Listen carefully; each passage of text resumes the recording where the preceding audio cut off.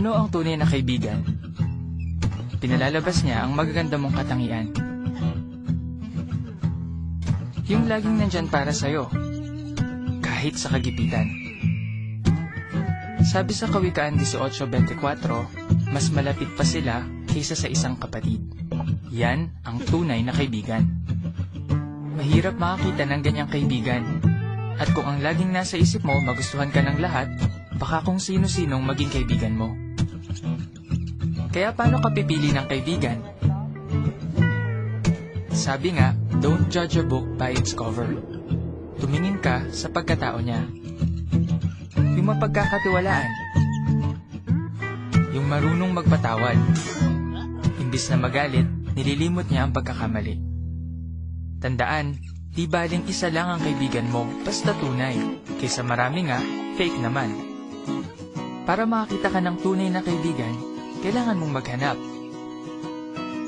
Baka magulat ka, nandyan lang pala sila. Kailangan lang maging bukas ang isip mo. Pero wag carbon copy mo lang ang pipiliin mo. Pwede mong maging kaibigan yung iba ang libangan o talent.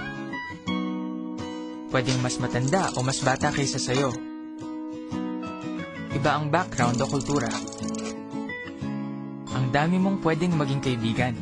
Pero ang tunay na mga kaibigan, may prinsipyo sa buhay. May kaibigan ka ba na niloko ka? Ichinismis ka? O siniraan ka? Hindi niya dapat ginawa yun. Kaya umiwas sa nakakasamang mga kaibigan. Ang habol nila, yung makukuha nila sa'yo. Pinipintasan nila ang pagsasalita mo, ang itsura mo, pati mga paniniwala mo. Hindi ganyan ang tunay na mga kaibigan. Tanggap nila kung sino ka. Kaya pumili ng marurunong na kaibigan. Hindi lang yung maraming alam, kundi yung marunong sa buhay. May paninindigan sila, at makikita yun sa kilos nila. Batay sa Kawikaan 27:17, may matututuhan ka sa tunay na mga kaibigan. Tinutulungan ka nilang maging mas mabuting tao.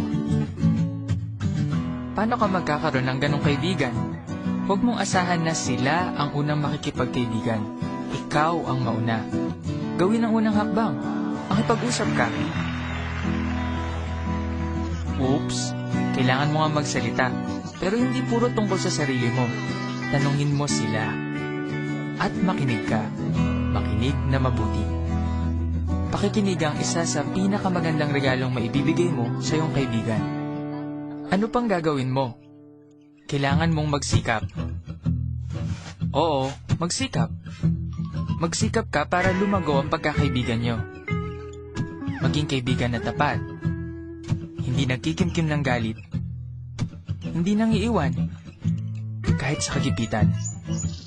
Kung ganyan ka, lalago ang pagkakaibigan nyo.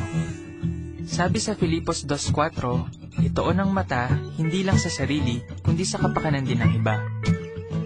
Ang pagpapakita ng interes sa iba, yan ang tunay na pagkakaibigan. Alam mo, marami ka pang makikilala. Nasa sayo kung sinong pipiliin mong mga kaibigan. Maging matalino sa pagpili. Pumili ng tunay na mga kaibigan.